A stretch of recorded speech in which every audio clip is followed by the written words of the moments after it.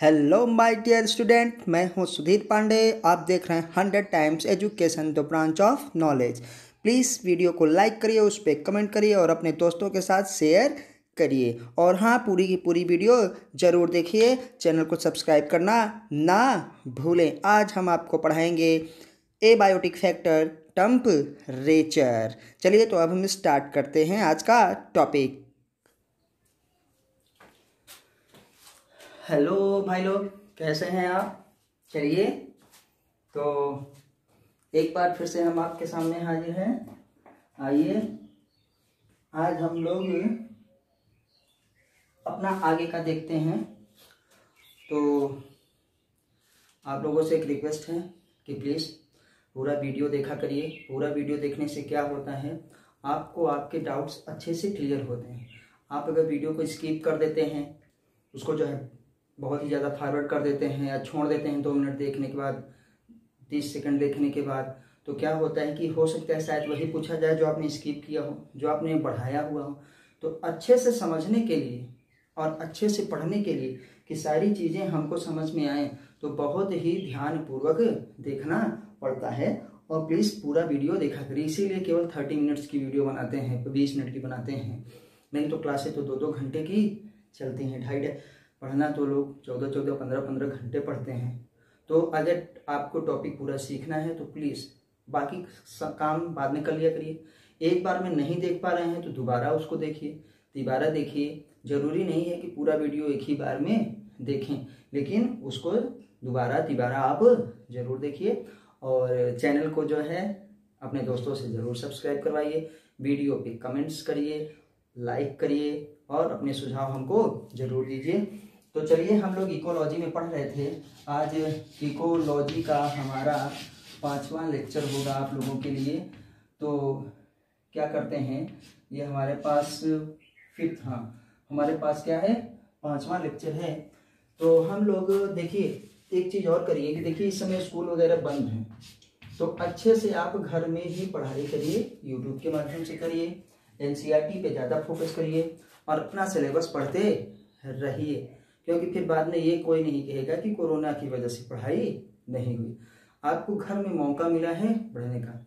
अभी हमारा अभी कॉलेज बंद है, कोचिंगें भी बंद हैं, तो टाइम मिल रहा है। इसीलिए हर रोज़ कभी कभार छूट जाता है, नहीं तो एक वीडियो डेली डालते हैं, लेकिन स्कूल खुलने के बाद ना डेली नहीं मिल पाएगा। तो ये फ़ायदा है, तो इसको फ़ायदा ज़रूर उठाइए। चलिए स्टार्ट करते हैं इकोलॉजी का 5वां। हम लोगों ने कल देखा था कि हमारे पास एबायोटिक फैक्टर में क्या थे, मेजर एबायोटिक फैक्टर में हम लोग ये पढ़ चुके हैं। बस 2 मिनट आप तब से आप भी रिवीजन कर लीजिए। एबायोटिक फैक्टर में हमारे पास पहला क्या था, टेम्परेचर। दूसरा हमारे पास क्या था, वाटर। तीसरा हमारे पास क्या था, हमारे पास लाइट था ना, लाइट। और चौथा हमारे पास क्या था, सॉइल था। क्या हो गया, सॉइल। ये हमारे पास 4 हो गए, टेम्परेचर, वाटर, लाइट और क्या है, सॉइल हो गए।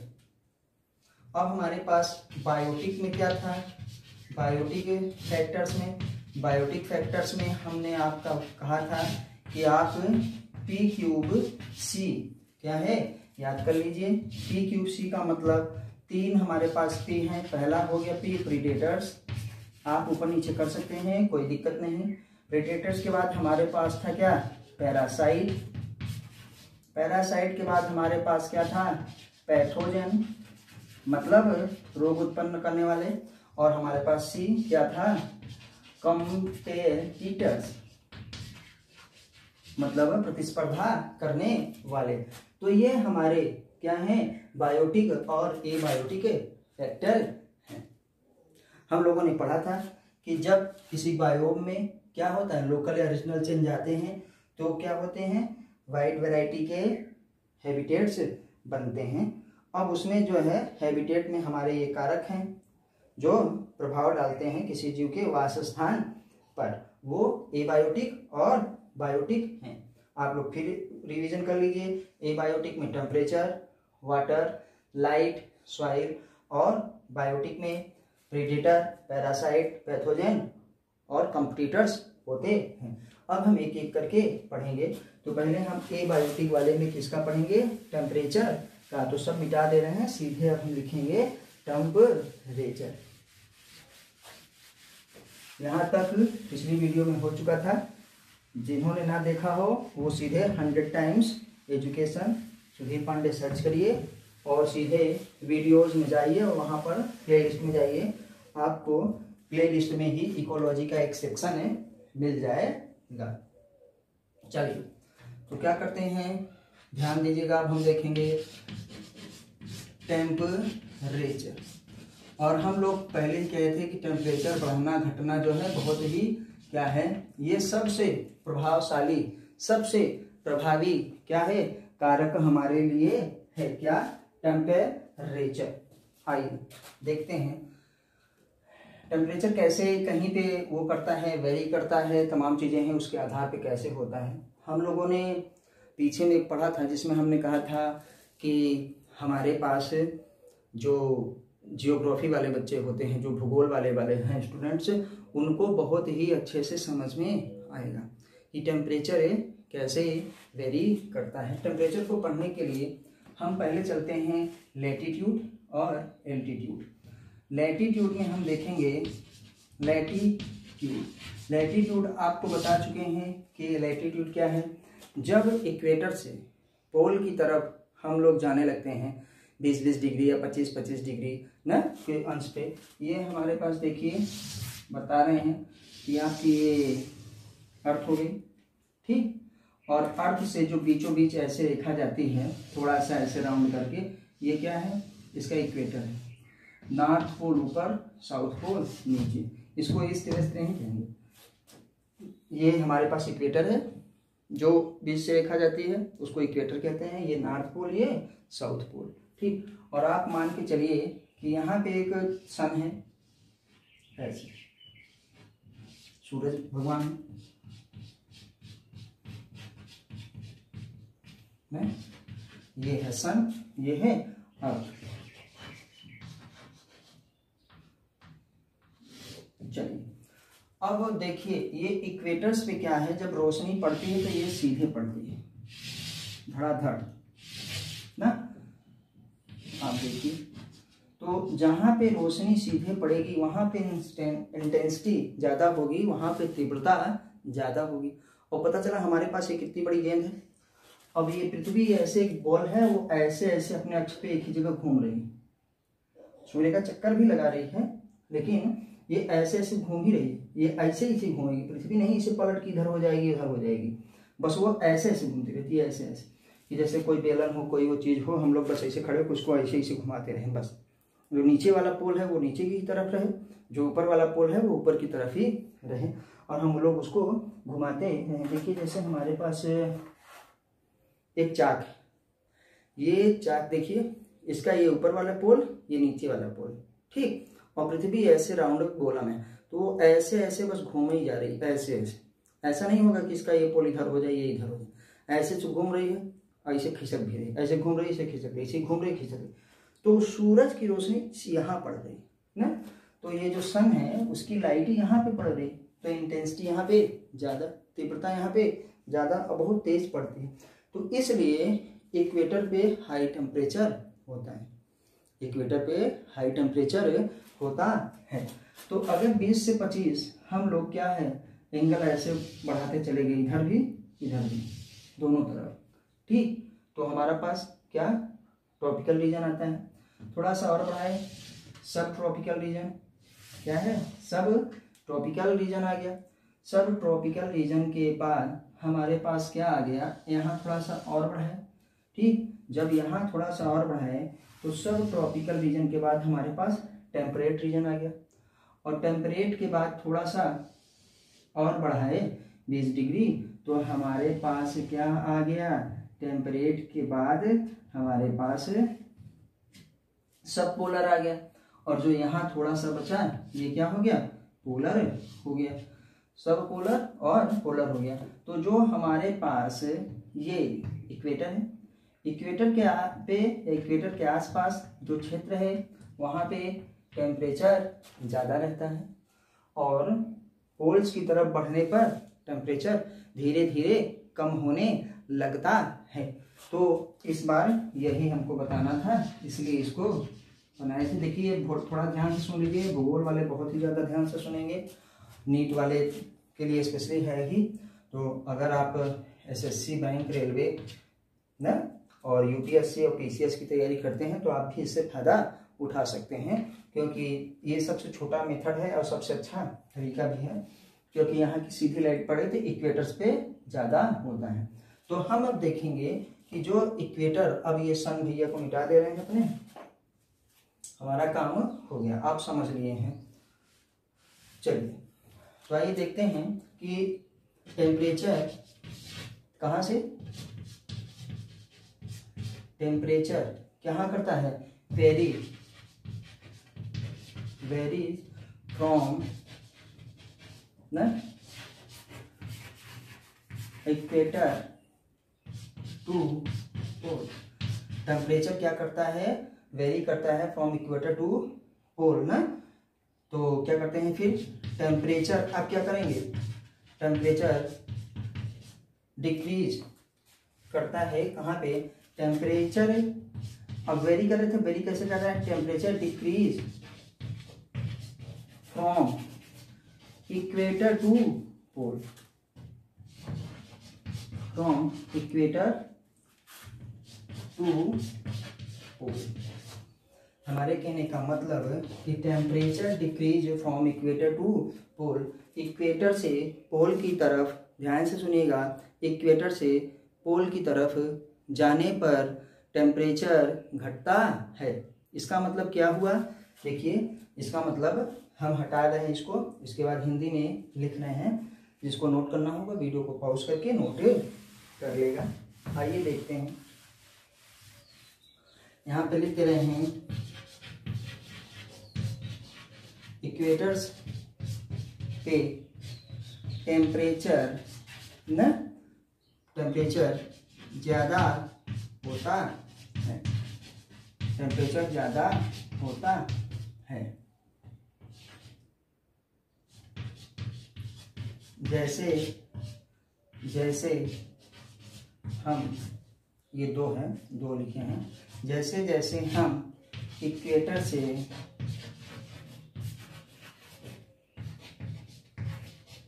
से पोल की तरफ जाते हैं, पोल की तरफ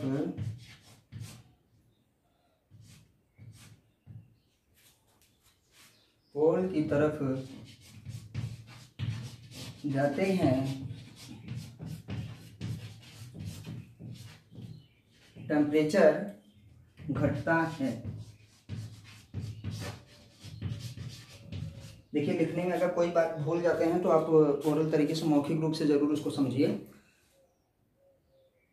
और क्योंकि इसमें साफ साफ बता रहे हैं कि इक्वेटर्स पे क्या है, टेम्परेचर ज़्यादा होता है और पोल्स पे टेम्परेचर कम होता है। चलिए अब हम क्या करते हैं, ये हमारा क्या हो गया, इक्वेटर टू पोल। अब इसको मिटा दे रहे हैं, लैटिट्यूड आपका हो गया। बस आप इतना याद रखिएगा कि लैटिट्यूड मतलब इक्वेटर से पोल की तरफ जाने का एंगल होता है।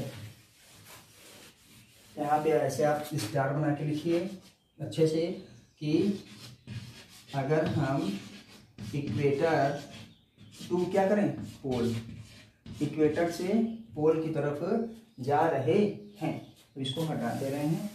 इक्वेटर से पोल की तरफ जाने पर क्या करते हैं, पोल की तरफ, इक्वेटर से पोल पे गए तो क्या होता है, टेम्परेचर डिक्रीज करता है, घटता चला जाता है, घटता चला जाता है।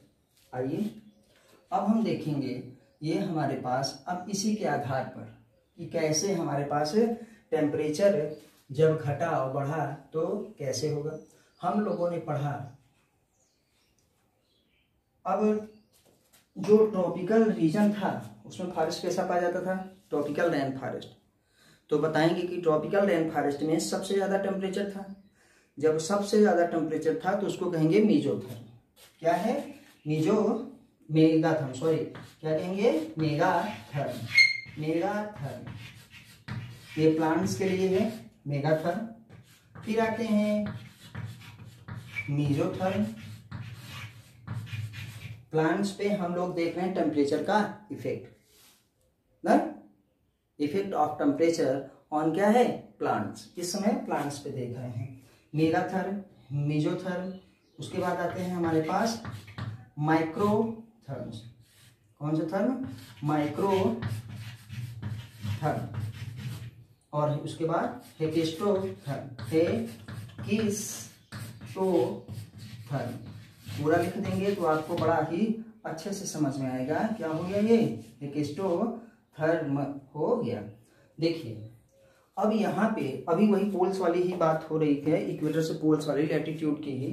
तो यहाँ पे हम लोग जब मेगाथर्म है, मीजोथर्म है, माइक्रोथर्म है, तो मेगाथर्म का मतलब, मेगा मीन्स बड़ा और थर्म मीन्स आप समझ रहे हैं थर्मल से, टेम्परेचर से है।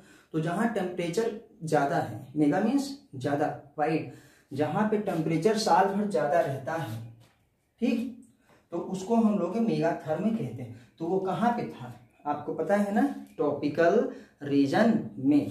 तो वहां पे पाए जाने वाले क्या होंगे, देखिए ये मेगाथर्म कहाँ पे, ट्रॉपिकल रीजन में, ट्रॉपिकल रीजन ना। मीजोथर्म कहाँ पे, सब ट्रॉपिकल रीजन, सब ट्रॉपिकल रीजन में, सब ट्रॉपिकल रीजन में। और हमारे पास माइक्रोथर्म आपको अभी पता चल गया टेम्परेट में, कहाँ पे, टेम्परेट रीजन में। टेम्परेट रीजन में, पूरा रीजन नहीं लिखेंगे, क्या हो गया, टेम्परेट रीजन में। और हेकिस्टोथर्म हमारे पास कहाँ पे आया, सब पोलर एंड पोलर पे, सब पोलर एंड पोलर पे, सब पोलर एंड पोलर पे। अब देखिए फिर से एक बार ध्यान दीजिएगा, मेगाथर्म जहां पे टेम्परेचर साल भर बहुत ही ज्यादा रहता है, और वो एरिया कौन सा है, ट्रॉपिकल रीजन वाला। मीजोथर्म सब ट्रॉपिकल रीजन वाला है, ठीक, मीजोथर्म मेगाथर्म से थोड़ा कम। माइक्रोथर्म जहां पे टेम्परेचर क्या है, कम हुआ है, टेम्परेचर क्या है, कम। माइक्रोथर्म थोड़ा बहुत क्या है, गर्म है, थोड़ा बहुत वहां टेम्परेचर ज्यादा रहता है, टेम्परेट रीजन होता है वो। और हेकिस्टोथर्म जहां टेम्परेचर बहुत ही कम हो, वो रीजन कौन सा है, सब पोलर और पोलर रीजन। तो अब आइए देखिए ट्रॉपिकल रीजन में कौन सा फॉरेस्ट पाया जाता है। तो आपसे पूछा जाएगा, क्या आप क्वेश्चन अभी बनाएंगे तब देखिएगा, ट्रॉपिकल रेन क्या है, tropical rain forest, tropical rain forest याद रखिएगा। ट्रॉपिकल रेन फॉरेस्ट बोल दे रहे हैं, उसको ध्यान दीजिएगा। सब ट्रॉपिकल में हमको कौन सा पाया जाता है, ट्रॉपिकल रीजन, और सब ट्रॉपिकल रीजन में हमको क्या है, ट्रॉपिकल पाया जाता है, ठीक हो गया। और इस मीजोथर्म में जो सब ट्रॉपिकल रीजन है और हमारे पास माइक्रोथर्म है, इसमें भी क्या है, इसमें भी क्या है, हमारे पास पाए जाते हैं क्या, एक कोई क्लियर नहीं रहता कि बस ये चीज बस यहीं भी पाई जाएगी, थोड़ा सा उसमें क्रॉसिंग हो जाती है। तो ट्रॉपिकल और सब ट्रॉपिकल रीजन में क्या पाए जाते हैं, ट्रॉपिकल रेन फॉरेस्ट, याद रखिएगा मेन ये है। अब हमारे पास आते हैं मीजोथर्म में, हमारे पास यहाँ पे आता है temperate forest, temperate forest. Temperate forest कहाँ कहाँ पाया जाएगा, मीजोथर्म में, और क्या है, माइक्रोथर्म में भी पाया जाएगा, ठीक। अब यहाँ पे हमारे पास ये टेम्परेट फॉरेस्ट हो गया। माइक्रोथर्म में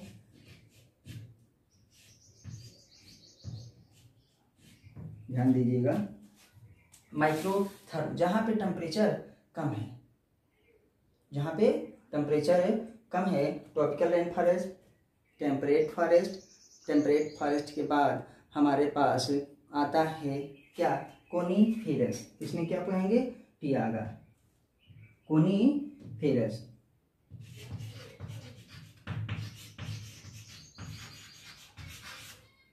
कोनीफेरस,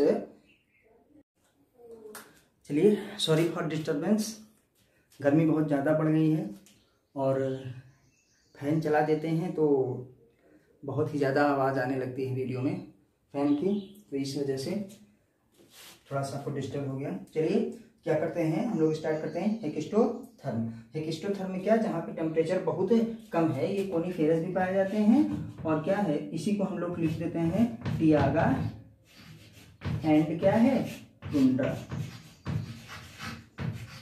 टियागा एंड टुंड्रा। आप सीधे सीधे याद रखिएगा, मेगाथर्म जहाँ पर टेम्परेचर बहुत ज़्यादा रहता है तो केवल एक ऑप्शन अगर है तो आप सीधे लगाइएगा ट्रॉपिकल रेन फॉरेस्ट, ठीक, क्योंकि ट्रॉपिकल रीजन और सब ट्रॉपिकल रीजन में ट्रॉपिकल रेन फॉरेस्ट ही पाया जाता है। आपको फिर मीजोथर्म अगर सिंगल आता है, मीजोथर्म में जहाँ पे सब ट्रॉपिकल रीजन होता है, मतलब थोड़ा टेम्परेचर और कम होता है, तो क्या करते हैं, टेम्परेट फॉरेस्ट उसमें पाया जाता है। माइक्रोथर्म में आपको कोनीफेरस मिलेंगे ना, टियागा के कुछ बड़े भाई लोग ना, और क्या है, हेकिस्टोथर्म में टियागा एंड टुंड्रा, सबसे कम वाले, मतलब नॉर्थ पोल वाले। इसका मतलब ये इक्वेटर की तरफ से हम लोग पोल की तरफ जा रहे हैं। टेम्परेचर का इफेक्ट देखिए, टेम्परेचर का ये इफेक्ट हुआ पौधों पर, क्या है, प्लांट्स पर, कि टेम्परेचर जहाँ पे साल भर जाता रहता है, साल भर बारिश होती है, वहाँ पे वेजिटेशन कैसी है, वेजिटेशन का मतलब हरियाली, वहाँ के पेड़ पौधे कैसे हैं। फिर टेम्परेचर जहाँ और कम होता है, फिर और कम होता है, वहाँ कम होता है, तो मतलब ये फैक्टर है, एबायोटिक फैक्टर। देखिए एबायोटिक फैक्टर कितना अपना प्रभाव इसमें डाला, ठीक। अब हम आते हैं टेम्परेचर का इफेक्ट किस पे, एनिमल्स पे। एनिमल्स में आपको पता है कि सबसे, देखिए पढ़ाने के लिए बहुत ज़्यादा है, लेकिन जो है एनसीईआरटी में जितना है हमको आपको उतना ही पढ़ना है, और जो थोड़ा बहुत ज़्यादा हो जाता है वो हम बता देते हैं। तो मेडिकल वालों के लिए, नीट के लिए तो एकदम 100% एनसीईआरटी ही आनी है। आजकल सारे जितने भी एग्जाम होने लगे सब एनसीईआरटी पर ही डिपेंड हो गए हैं, क्योंकि वही मेन सिलेबस है हमारा और ज़्यादा पढ़ने की ज़रूरत नहीं होती। आइए, ये लैटिट्यूड पे था। अब हम क्या देखते हैं, प्लांट पे ही एल्टीट्यूड। एल्टीट्यूड में, एल्टीट्यूड आपको बता चुके हैं, एल्टीट्यूड में समुद्र तल से ऊंचाई, फिर लिख दे रहे हैं, समुद्र तल से ऊंचाई, तल से ऊंचाई। आपका दूसरा बहुत अच्छा पॉइंट कौन सा हुआ कि हमारे पास क्या है, प्लेन से लेकर के, प्लेन है, प्लेन मतलब समतल, समतल से जब हम कहाँ, माउंटेन की तरफ जाते हैं, पर्वत की तरफ, पहाड़ी की तरफ, माउंटेन ना, तो क्या करते हैं, माउंटेन मीन्स पर्वतों की तरफ ऊंचाई पर जाते हैं, तब भी यहाँ भी क्या करता है, टेम्परेचर हमारा क्या डिक्रीज करता है।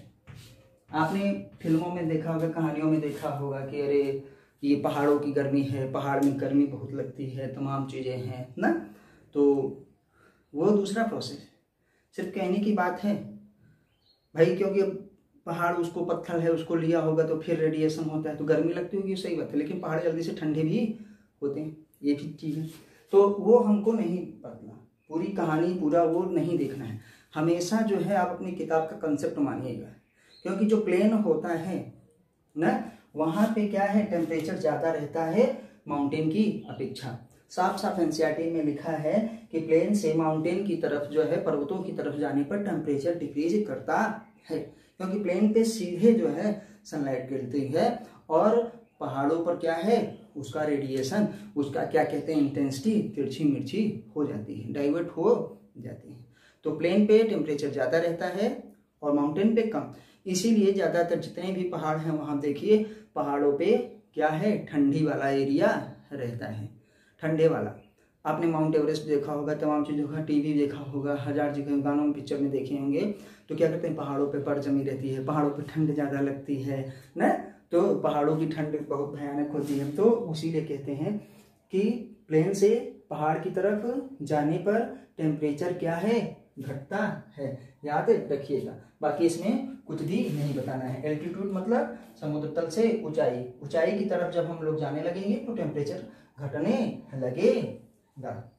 एक ये हो गया आपका, याद रखिएगा। तो ये टेम्परेचर का इफेक्ट अभी बाकी है, रुके रहिए, जल्दीबाजी मत करिए, ये तो ट्रेलर पिक्चर तो अभी बाकी है। आइए एनिमल्स पे अब हम लोग देखते हैं, एनिमल्स पे देखते हैं। हाँ, तो ये नहीं पूछा कि सर इसको बताने का मतलब क्या था। इसको बताने के का मतलब था कि प्लेन की जो प्रोडक्टिविटी होती है, जहाँ पर टेम्परेचर ज़्यादा रहता है तो वहाँ पे बारिश भी ज़्यादा होगी, और जहाँ पे बारिश भी ज़्यादा होगी वहाँ पे प्रोडक्टिविटी ज़्यादा होगी। प्रोडक्टिविटी का मतलब कि वहाँ उत्पादन ज़्यादा होगा, क्योंकि वहाँ के फ्लोरा मतलब प्लांट्स ज़्यादा अच्छे होंगे, और प्रोडक्टिविटी प्लांट्स ही करते हैं। जब प्लांट अच्छे होंगे तो वहाँ के जीव जंतु अच्छे होंगे, क्योंकि अल्टीमेटली हम लोग पौधों पर ही डिपेंड रहते हैं अपने भोजन के लिए, चाहे हम हो चाहे कोई जानवर, पशु पक्षी कुछ भी हो। तो जितना अच्छा फ्लोरा उतना अच्छा फना। फना मीन्स एनिमल्स, जानवर, और फ्लोरा मीन्स प्लांट्स होते हैं। आइए, तो आपको पता चल गया कि प्लेन पे इसीलिए पैदावार ज्यादा होती है पहाड़ों की अपेक्षा। आइए अब हम देखते हैं एनिमल्स पे। इफेक्ट ऑफ टेम्परेचर ऑन क्या है, एनिमल्स। एनिमल्स में देखिए क्या होता है। अब जनरल से सामान्यतः देखें तो हम ही को गर्मी लग रही है, आपको गर्मी लग, टेम्परेचर का कितना प्रभाव पड़ता है, 1000 चीजें। लेकिन जो हमको देखना है तमाम चीज कि हम लोग एक सुटेबल एनवायरनमेंट कंडीशन चाहते हैं। मतलब ठंडी है तो चाहते हैं कि हमको गर्मी थोड़ा मिले, गर्मी है तो चाहते हैं थोड़ा हमको ठंडी मिले, मतलब वातानुकूलित स्थान मिले। इसीलिए क्या है, लोग एसी भी लगवाते हैं।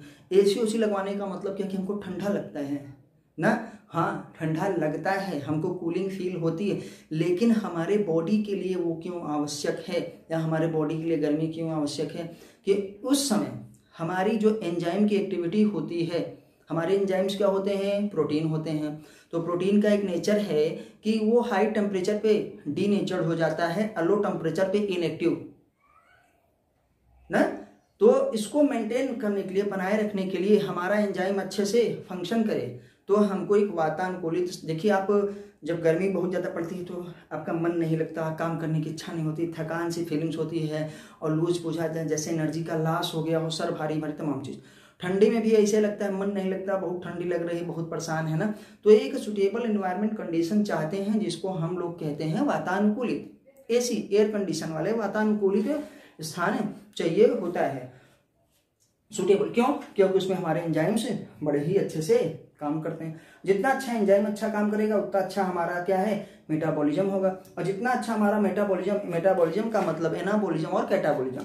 एनाबॉलिज्म का मतलब बॉन्ड फॉर्मेशन, और कैटाबॉलिज्म का मतलब कि बॉन्ड का है ब्रेकिंग होगा। उतने अच्छे अच्छे हमारे अंदर बॉडी बिल्डिंग या तमाम चीजें अच्छे से एंजाइम बनेंगे, और उतनी अच्छी रिस्पायरेशन होगी, उतने अच्छे हमारे पास क्या होंगे, ग्रोथ होगी।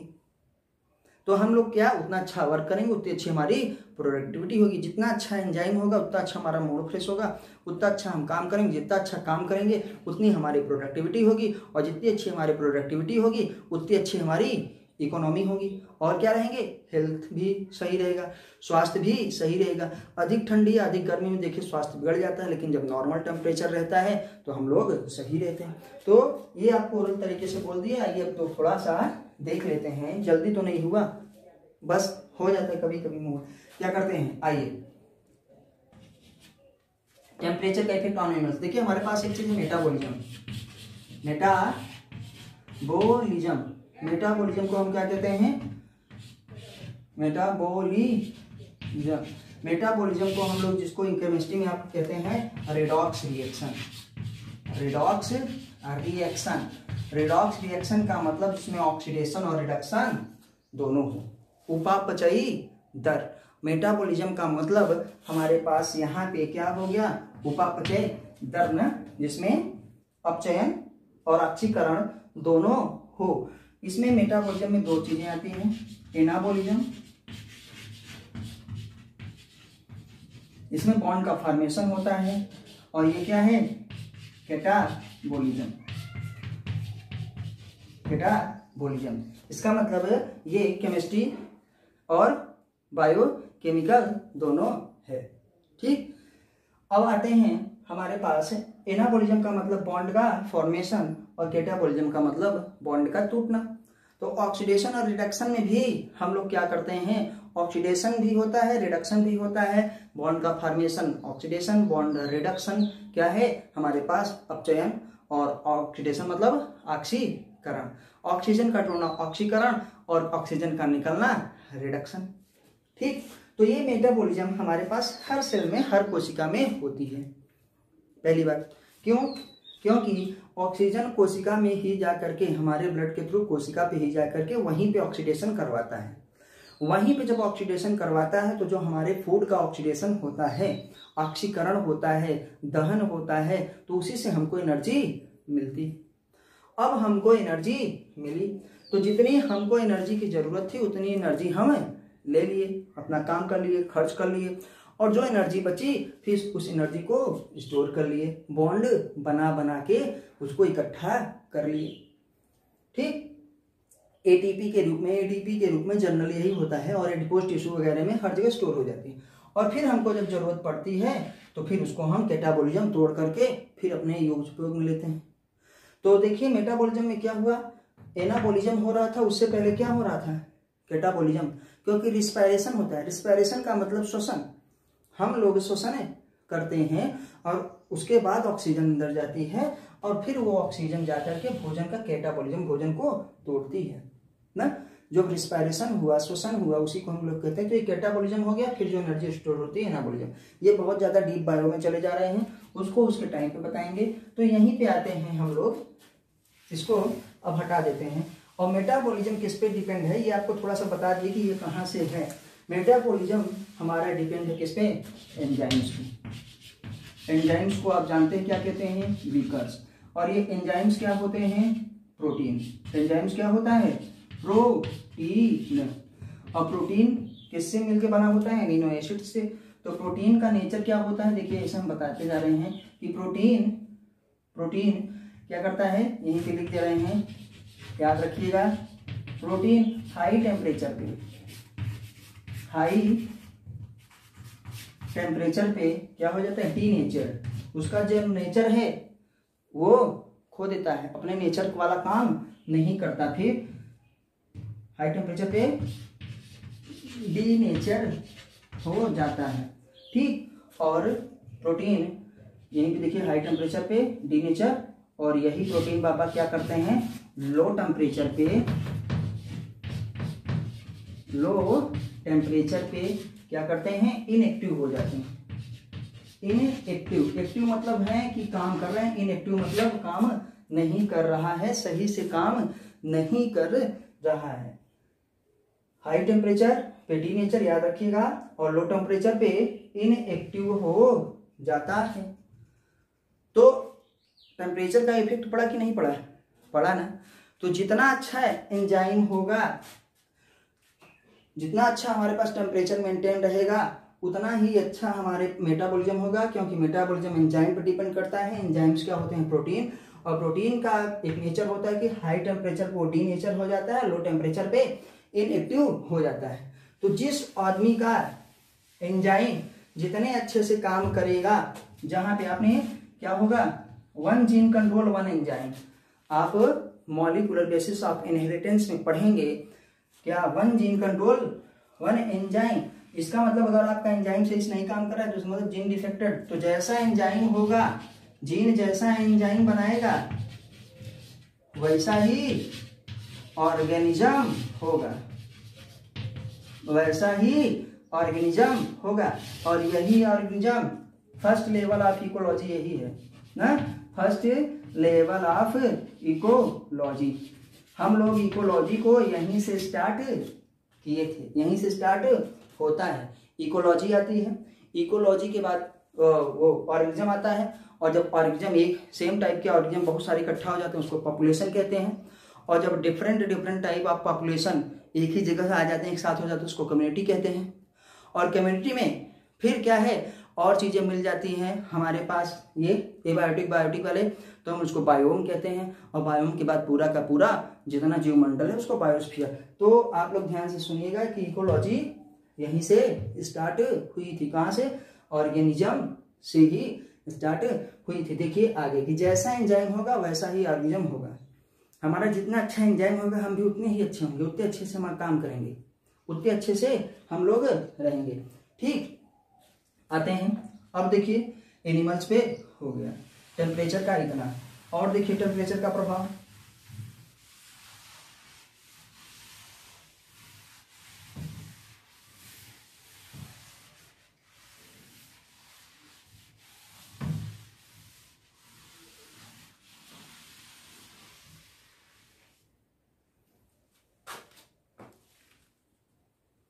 टेम्परेचर का इफेक्ट क्या होता है ऑन सीड्स। सीड्स मीन्स हमारे पास जो बीज होते हैं। आप देखेंगे कि सीड्स, अब सीधे सीधे आपको बताते चले जाएंगे कि जो हमारे पास सीड्स होते हैं, बीज ना, सीड्स मतलब बीज, लो टेम्परेचर पे उनका जर्मिनेशन क्या होता है, लो टेम्परेचर पे जर्मिनेशन कम हो जाता है, जर्मिनेशन डिक्रीज कर जाता है, मतलब अंकुरण ना कम होता है जब टेम्परेचर कम रहता है। तो देखिए बीज के जो अंकुरण होते हैं, जो बीज होता है वो क्या है, धीरे धीरे कम निकलता है, उसमें मतलब निकलने का टाइम ज़्यादा होता है। घर में आपको बताए होंगे लोग, गांव में अगर आप गांव के हैं या तमाम चीज़ें हैं तो पूछिएगा किसानों से कि जब ठंडी ज़्यादा पड़ने लगती है या ठंड जब होती है तो जो हमारे बीज होते हैं जो हम लोग खेत में छींटे रहते हैं वो क्या है, देर में जामते हैं। जामने का मतलब उसमें अंकुरण देर में होता है। और लेकिन उसके बाद, एक मिनट थोड़ा सा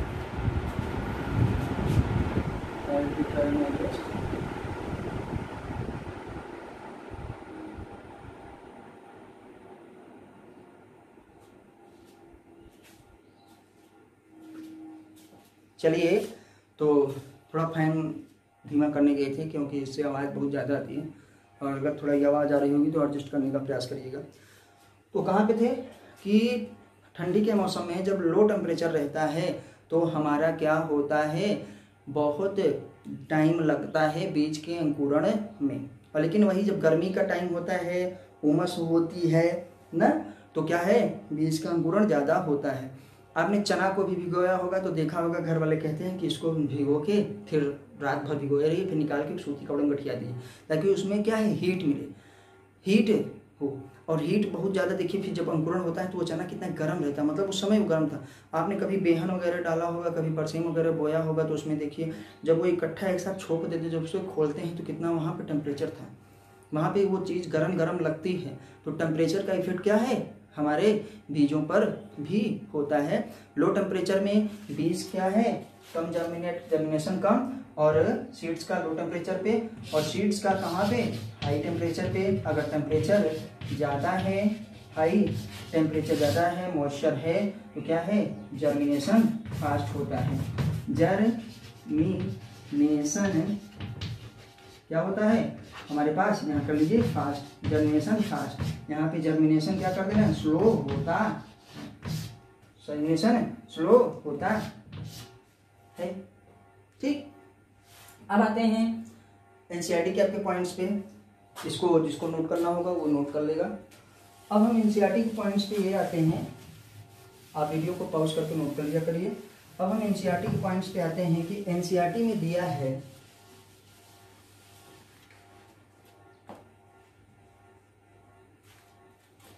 दो पॉइंट आपको पढ़ने हैं, यूरीथर्मल तथा स्टेनोथर्मल।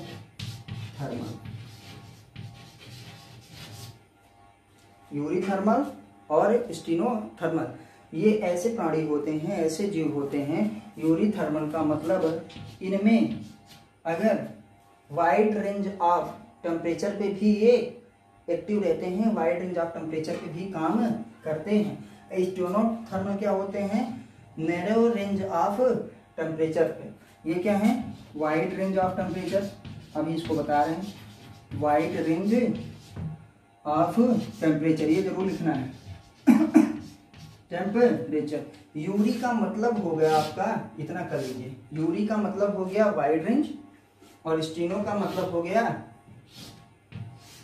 लो रेंज, नैरो रेंज। क्या नैरो मीन्स थोड़ा, नैरो रेंज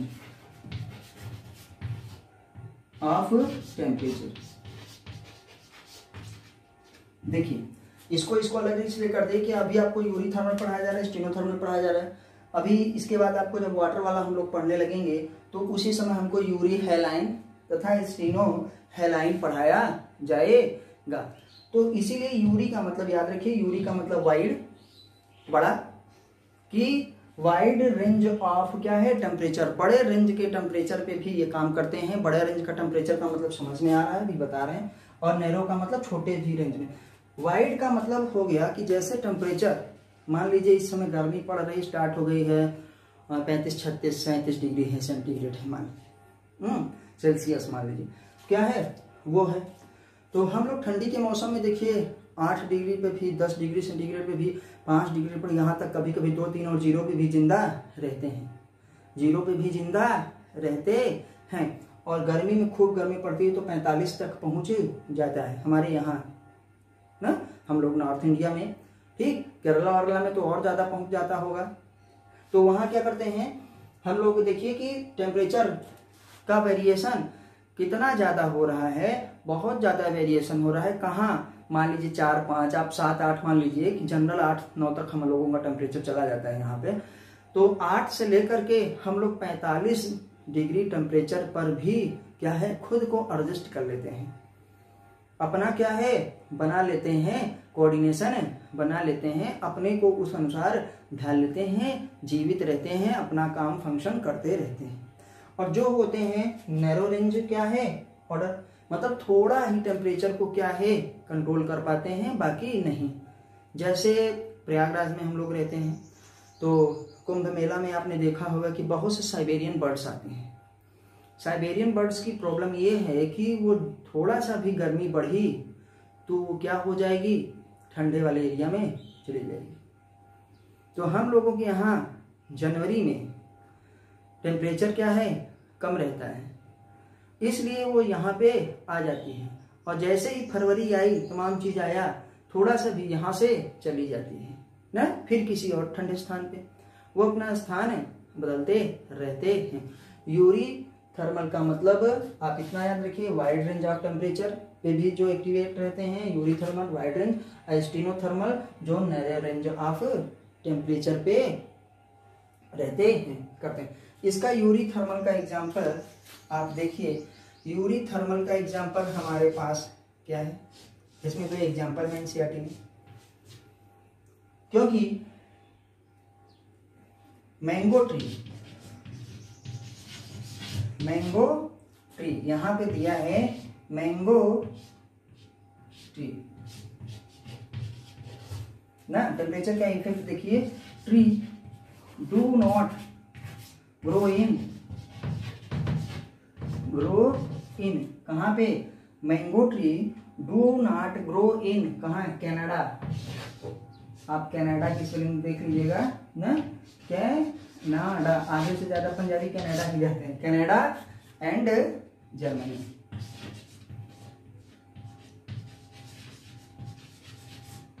जर्मनी क्यों, इसका रीजन जर्मनी क्योंकि नहीं पाए जाते, क्योंकि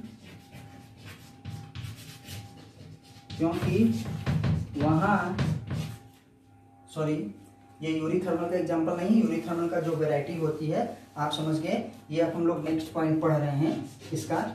अभी जो ट्रॉपिकल रीजन और सब ट्रॉपिकल रीजन पढ़े थे, मेगाथर्म मेसोथर्म वाले प्लांट, उनमें का है। तो मैंगो ट्री ये तो हो गया, बस इतना ही था। तो एग्जाम्पल जो 2 थे वही पढ़ना है हमको। Mango tree do not grow in Canada and Germany, क्योंकि वहाँ ताप क्या होता है, टेम्परेचर कम होता है, ताप कम होता है। वो ठंडे एरिया वाले देश हैं ना, ठंडे एरिया वाले देश हैं, क्योंकि मैंगो हमेशा क्या है गर्मी वाले देशों में पाया जाता है, जैसे इंडिया में। अब मैंगो हमारा फर रहा है, हम लोगों के यहाँ मैंगो बौर वगैरह हैं, उसमें वो लग गए हैं, तमाम चीज़ें हैं, तो ये गर्मी में ही अच्छे से काम करता है। हाई क्या है टेम्परेचर वाला रेंज इसको चाहिए। पहला एग्जांपल आपका ये हुआ, इसको मिटा देना है, ये हो गया है टेम्परेचर पे ही, टेम्परेचर का एग्जांपल है। ठीक, दूसरा हमारे पास टेम्परेचर का एग्जांपल है क्या, snow leopard. Snow leopard do not found in Kerala, do not found in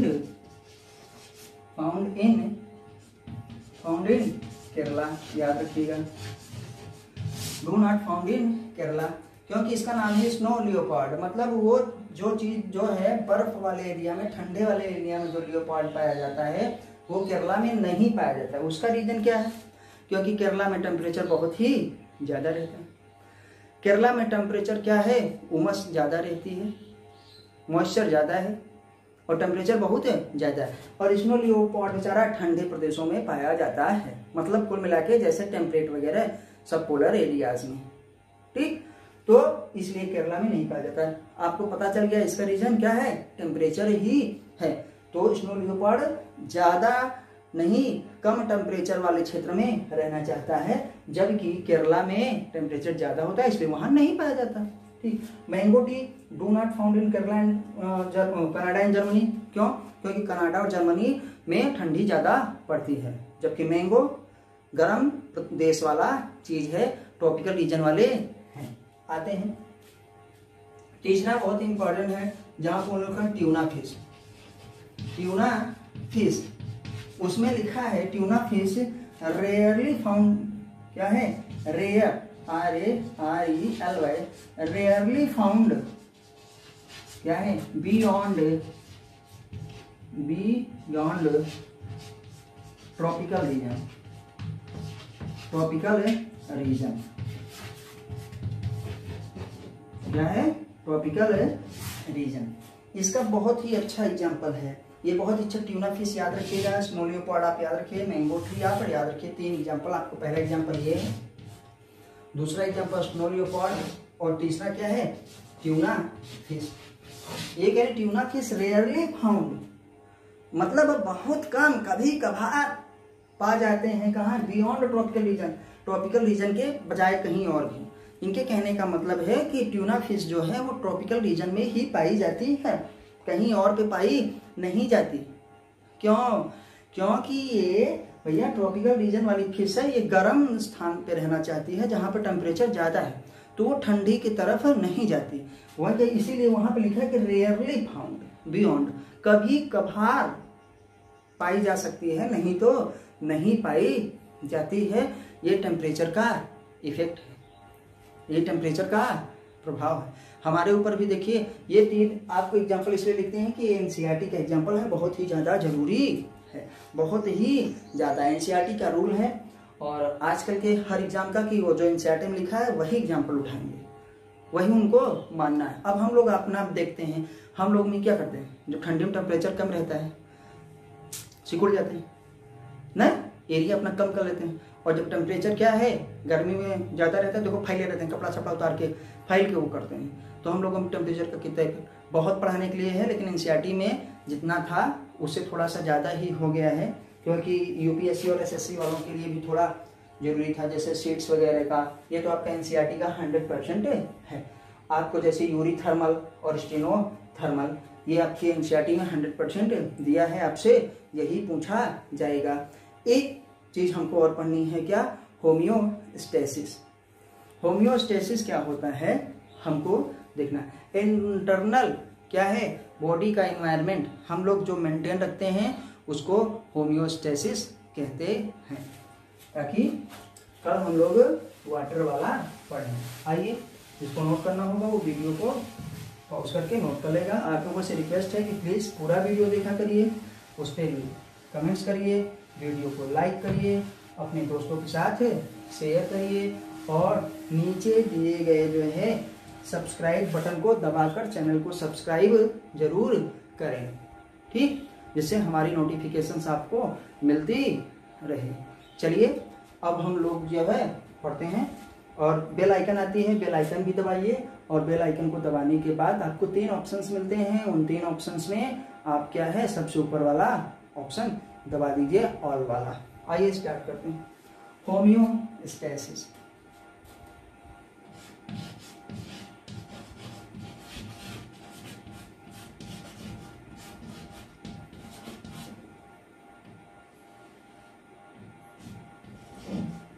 homeostasis, ठीक। तो अब हम लोग क्या करेंगे, होम्योस्टैसिस हम आपको यहाँ पे डाल दिए हैं। आपको पता चल गया है कि कल हमको यही पढ़ना है, होम्योस्टैसिस। टेम्परेचर का ही दूसरा पार्ट है, क्योंकि इसमें रेगुलेटर्स, कन्फर्मर्स वगैरह आपको बताने हैं। तो आपसे रिक्वेस्ट है कि प्लीज़ आप कैसा लगा आप हमको कमेंट के माध्यम से ज़रूर बताइए। हमारी वीडियोस जो है लाइक करिए, अपने दोस्तों के साथ शेयर करिए, और जो है सब्सक्राइब बटन को दबाकर सब्सक्राइब कराइए और अपने दोस्तों से भी करवाइए, ताकि हम आपको इसी तरीके से यूज़फुल अच्छी जो है वीडियोस देते रहें। ये नीट के लिए 100% है। एसएससी, बैंक, रेलवे वाले भी जो है इसमें से लाभ लेते हैं, क्योंकि मेरे स्टूडेंट्स ने ही मुझे बताया है कि ये सब सारी चीज़ें आती हैं और हर साल का मैं पेपर देखता रहता हूँ। इसके बाद आपको क्वेश्चन करवाएंगे। तो चलिए, होम्योस्टैसिस हम लोग अपनी अगली वीडियो में पढ़ेंगे। तब तक नमस्ते, जय हिंद, जय भारत। घर में रह के पढ़ाई करते रहिए। थैंक यू, धन्यवाद।